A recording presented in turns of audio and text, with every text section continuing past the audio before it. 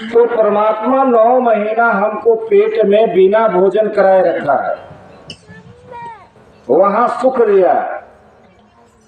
गर्भ में रहना दुख नहीं है, गर्भ में सुख है। वह गर्भ में इतना सुख पाता है बच्चा कि क्या बताऊं। वो जब गर्भ से बाहर होता है तो रोने लगता है। क्या रोने लगता है?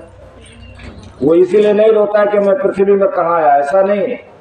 वो रो रहा है कि जिस गर्भ में मुझे कोई दुख नहीं था वहां से मुझे ऐसे कहाँ आया गया।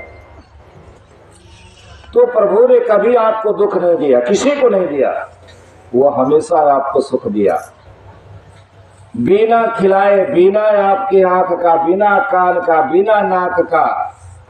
आप उस गर्भ में 9 महीना रहे और गर्भ से बाहर होते ही आपको अगर नाक कान बंद कर दिया जाए तो 2 मिनट, 3 मिनट, 4 मिनट में आप राम नाम सत्य हो जाएगा।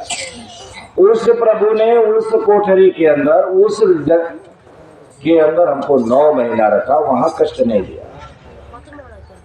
बाहर होने पर भी 0 से लेकर 12 महीने तक, 0 से लेकर 12 महीने तक के बच्चे को बिच्छू नहीं मारती है, बिच्छू नहीं मारता, कोबरा सांप नहीं काटता है। लड़का को पहाड़ से भी गिरा दिया तो उसका हाथ नहीं टूटेगा। क्यों? क्योंकि जन्म के बाद भी परमात्मा हमारे साथ रहता है 12 महीने तक। आपने देखा होगा कि जब माँ अपने बच्चे को अपटन वगैरह मिक्स करके अच्छा से लगा करके सुला देती है, हट जाती है, तो बच्चा फिर हंसने लगता है। वो इसी माँ के गर्भ में, गोद में बच्चा नहीं हंसेगा। बच्चा वो जो 6 दिन का है, 7 दिन का है, 8 दिन का है, वह जो है पलंग पर सुला देने के बाद वो हंसता है। हंसता है कि ना, देखे होंगे। उसको कौन हंसाता है? आप नहीं हंसाते हो। वो 0 से लेकर 12 महीने तक परमात्मा उस बच्चे के इर्द गिर्द घूमता है।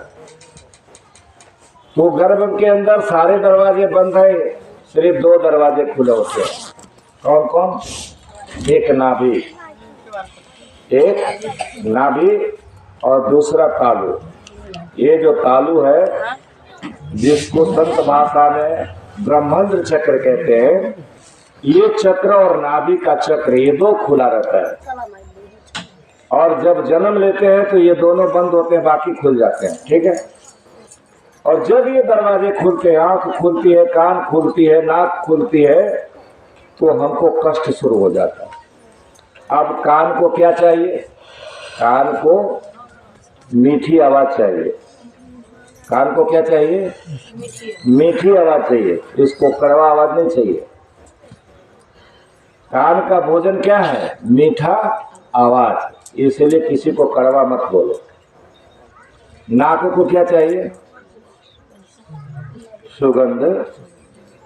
तभी आप लोग पाउडर लगाते हो, इत्र लगाते हो, अगरबत्ती जलाते हो। निकलता है तो इसको डलडा घी, इससे निकलता क्या है? डलडा घी। ये कंपनी है।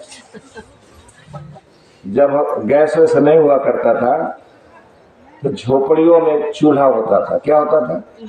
चूल्हा। तो हमारी माताएं खाना बनाती थी। आटा सान लिया है, हाथ में आटा सान लिया, और धुआं जो है अब पूरा घर में मंडरा गया है।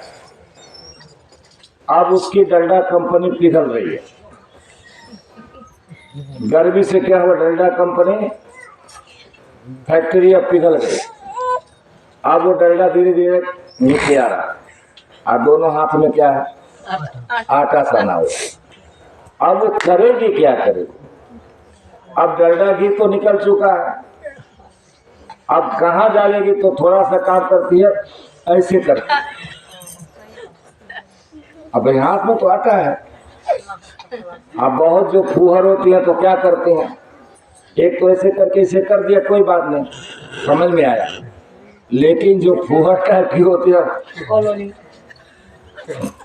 आटा उसी में लगा के घी को आराम से पका के सबको खिला देते।